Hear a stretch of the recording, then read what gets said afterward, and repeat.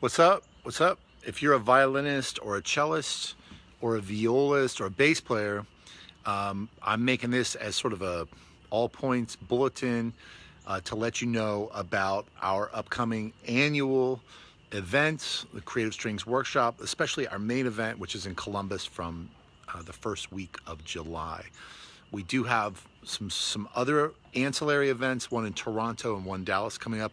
I'm going to post the links in the comment below here when this is done, or you can PM me if you're looking for information. But I want to tell you in this why it's important that no matter what your age or what your interest, whether you're a teacher, a performer, older, younger, why this is too special of a thing for you to miss out on. This has been a labor of love of mine for 18 years, the Creative Strings Workshop. It's a really unique, one-of-a-kind event in the string playing world. People come from all around the world to be a part of this event, and an amazingly diverse group of players and teachers, and people get a transformative result. They make incredible connections. They take it into career development. They take it into musical and personal development because they go hand in hand. They learn new skills. They make new connections, new friends, learn new disciplines. And there's a few reasons why, and I really want to stress these reasons why this is so special, and why, if you're anywhere in that spectrum of violin players, viola players, cello players, bass players, you really should come to this. Like, there's just no reason that you should not come to this. You've got to come. It's not just an event. It's like the event. Especially for anybody who wants to be a more creative musician. Like, you want to be a more creative musician. You want to have a more creatively satisfying career. That's sort of the vision behind this, to take some of my experiences. And the event's really not about me as a player. It's partly about me as a teacher, but the event in Columbus, we have 15 distinctive, diverse artist band leaders that you'll get to collaborate with. And this is one of the key things I want to talk to you about, this aspect of collaboration, why it's so important and why it's unique, why we do it, and why it's transformative for the people that have this experience. So first of all, if you know anything about me, you know that I've done a lot in my career. I taught at Berklee and I quit Berklee. I played with a bunch of stars in the jazz world and I quit those gigs. I went to New York City. I was the top call improvising violin player in a lot of different styles in New York City, and I left New York. I played with Les Paul for 12 years. I produce music for film composers, television composers, commercial composers. I do the string recording. I've done it for hundreds of people. I've made 15 of my own albums. It's not really the point. I'm not here to brag about me. I'm here to brag about the event and make the point why it's unique and why you should come. But I think it's worth noting what I credit for gaining my skill set and gaining my confidence and gaining the career that I continue to enjoy. And this is what it is. It's the fact that I collaborated with musicians outside of my comfort zone. And that's the thing that classical musicians are afraid to do. They're afraid to go outside of that comfort zone. They don't know, they buy this book, they watch this video, they try to practice this thing they heard about, but it doesn't make sense until you actually collaborate in a rehearsal and on stage. So for example, teaching at Berklee, playing with Les Paul, what prepared me to do those things, to have the confidence to do those things? I'll tell you what, it was those collaborations. The first uncomfortable collaboration I had was when I was about 16 and I joined the rock band with my friends in high school. And I had no idea what the rock musicians were doing. I was totally lost. I couldn't follow the harmony. I couldn't come up with my own parts. I couldn't improvise. I didn't know the style. I was lost. And it was in that space of not knowing what was going on and sticking around in that space and being willing to collaborate with them and learn from them that I eventually learned more and got comfortable in my skin playing in a rock band. After that, in college, I played with an old blues singer. And I also played with this fusion guitar player named Paul Brown, who actually comes and teaches at the Creative Strings Workshop. Again, I didn't know what I was doing, but by sticking around in those collaborations, on stage, in rehearsal, I learned what it took to get a little bit, like, to pick their brain and to understand how I could function in that context. If you're just jumping on here, I'm talking about why you need to come to the Creative Strings Workshop, what makes it different, why it's a one-of-a-kind event in the string playing world. Internationally, people come from all over, diverse people, from teens to retirees, elite players, teachers, students, amateurs, and adult beginners. And I'm going to tell you more about those people and the people that come, the incredible success stories and testimonials we've had. But right now I'm talking about this unique component of the event, which is your ability to collaborate with artists, band leaders, with composers, just like you've learned from playing the music of Brahms, Beethoven, and Bach, right? Composers with a distinct paradigm, with a distinct worldview. You learn from playing their music. You learn values as a classical musician. And frankly, from serving under conductors, right? And violin professors or cello professors. I mean, these strong people are what give you your value set. They're what give you the confidence to be a classical musician or a teacher, a Suzuki teacher or a school orchestra teacher. But there's things you're missing. There's things that you want to get to. You might want to learn to improvise. You might want to be able to figure out how to play a different style of music. You might want to understand how to internalize harmony or rhythm or groove better, right? How are you going to get that? You're going to get it from people that are just as strong. Living composers, living artists who are going to work with you in an intimate setting, in an ensemble, just like chamber music coaching, but getting chamber music coaching from a drummer, from a pianist, from an improvising, composing band leader, and then going out and playing gigs with those people.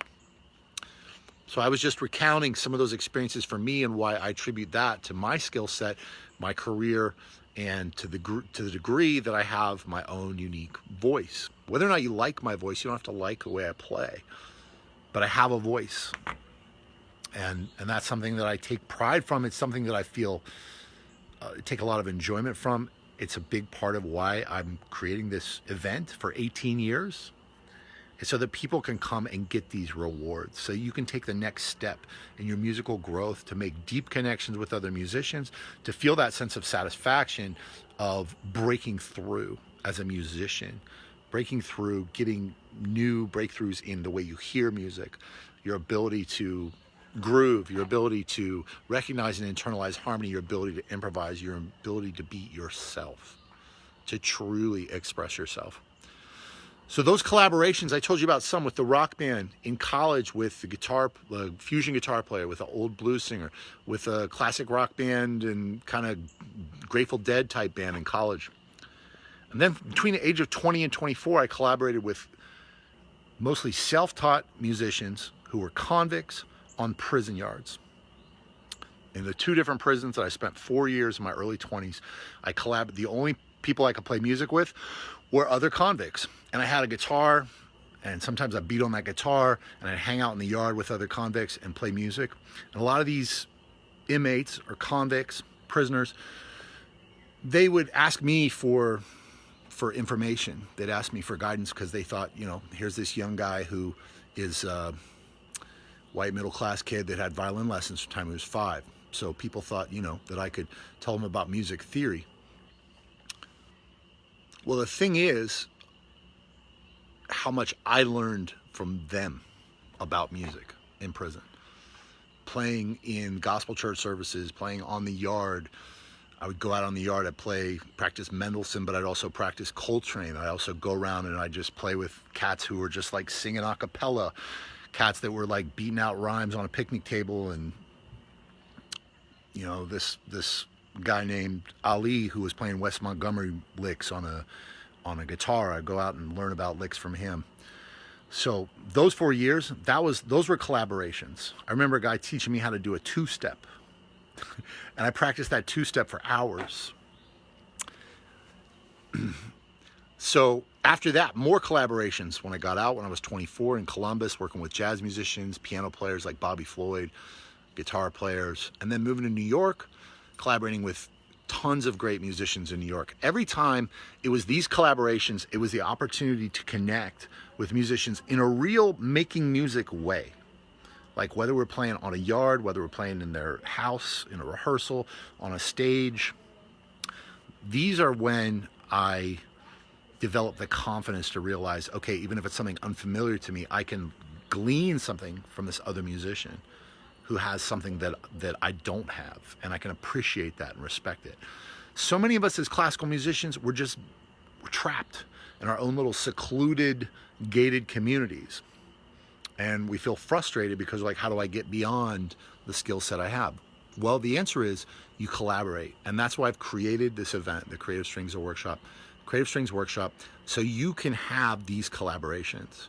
I've curated it so it's a safe space so you can come and you can interact with these great artist band leaders in a community of other string players who are all open, who are all sharing, who are all like hungry to get more information. And you get to see it from all sides. You have people that are really into teaching. They want to bring it back to teaching in their Suzuki or their orchestra classes. You have people that are elite classical players that just want to be able to do their own stuff, people that want to do covers on YouTube, people that want to just do something different with their string quartet. You have amateurs and adult beginners who just want to be able to jam, just want to feel more comfortable jamming in different scenarios, like participating around in their communities. And those are all legitimate reasons, like to move forward as musicians. And the thing is, I got so much out of classical training, from great teachers, from great chamber coaches, from great conductors, but I wanted to give classical musicians who are looking for these other creative skills, these other perspectives outside of classical music, I want to give them that kind of quality learning experience, and also an experience where you can connect. So the collaborations are key, this ability to come and collaborate in this community. But it's not just that. The connections with such a diverse group of people who are all looking for development, looking to develop themselves, and are willing to be open, are willing to be vulnerable. They're not coming to show off, to say, look how great I am. Look, and I'm number one on this list. I mean, I come to camp and I'm humbled. This is not a place where I'm just there like showing off or anything like that. This is all about a community where everybody is learning so much from each other. So I want to tell you about some of the people that have come, because they're like you, and I want you to see what a diverse group of people they are. So like, let's say orchestra teachers, like Austin Skelso, who teaches in Connecticut. He teaches in a public school district. He's about 25 years old. He came last summer, and all year he's been talking about how it changed him, how it changed the way he's teaching the kids in his orchestra class, and I think it's middle school or high school, and how it's motivated him, how he's connected with people from camp to do shows, how he's more engaged in his own work, how he's creating videos for his students. Like Austin, he's a school orchestra teacher. Also, we have Suzuki teachers, Rachel Sampson and Neil Gilflin. They're partners, and they run a Suzuki studio called Chili Dog Strings. They are constantly posting and they're constantly reinventing their Suzuki studio and finding ways to make that Suzuki studio serve the kids in there with materials relevant to those kids' needs. So school orchestra teachers, Suzuki teachers. We've also had university professors like Juliet Whitesmith, who's a viola professor at Ohio State University. She's come to further, after teaching in colleges for 30 plus years, professor.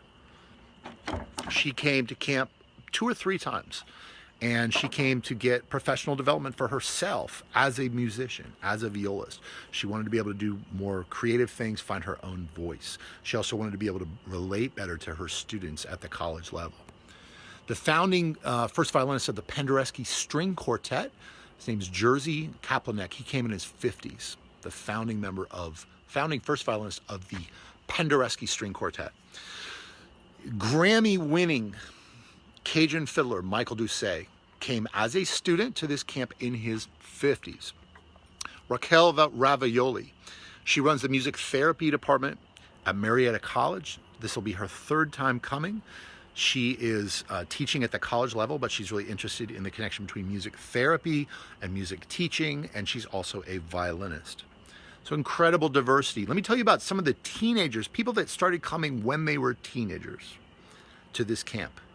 So Mike Barnett, who now plays with Ricky Skaggs and was recently Grammy nominated for his own solo project.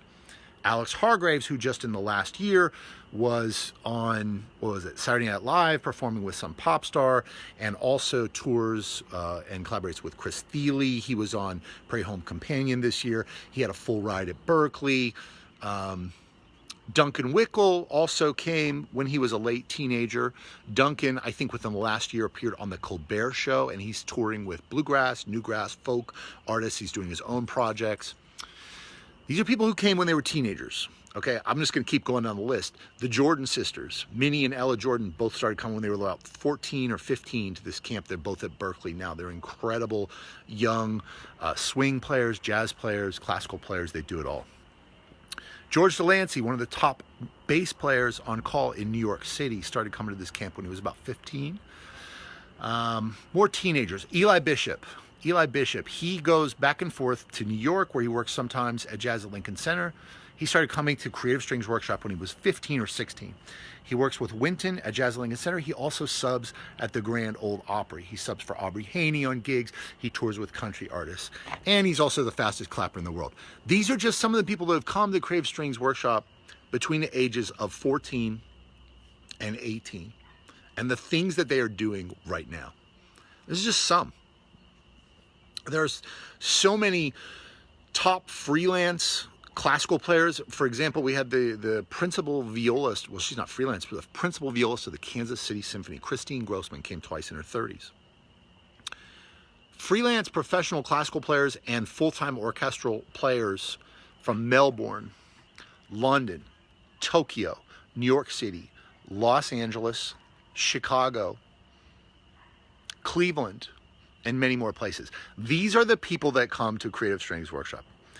And adult beginners and amateurs and teenagers that are just looking for something different. We even have a program. If you're in Columbus, you should totally be here. And if you're not coming, then it just doesn't even make sense. So if you're a teacher, if you're a string teacher, if you're a violinist, violist, cellist, bassist, I'm really trying to actually not hold back and tell you how amazing this event is. What a one-of-a-kind event it is in the string world, and why I'm absolutely committed to letting you know why you should be there to be a part of this community, because people tell me time and time again that it was life-changing for them. And that's what I'm committed to. It's been 18 years I've been doing this, and I'm going to continue doing it. When I started with a vision to try to sort of change the culture of, our classical music community, or impact that, nobody cared. Everybody, all the classical players thought, I think they thought it was silly that I was playing jazz. I think a lot of jazz musicians thought it was weird that I was a violin player. But I've watched over 20 plus years, as it's shifted, I see that classical musicians recognize the things that they're missing out on. Career opportunities, just personal satisfaction from knowing that they're stepping forward and getting more growth. More deeper connections making music, more varied connections doing music. So, long story short, too late. I'm coming at you from Asheville. If you can't make the event in Columbus, which is the first week of July, I'm going to post a link in the comments here, or you can PM me if you have questions. If you can't make it, we also have an intimate event here in the Blue Ridge Mountains in mid-July in Asheville. There's only a few spots for that to study with me for 5 days. We also have mini Creative Strings workshops coming up in Lincoln and in Toronto. So please spread the word. Any string teachers, any string players young and old, and please let me know if you have any questions, and definitely sign up. I'm going to post a link in the comments right here as soon as this goes up here, and reach out if you have questions. Thanks.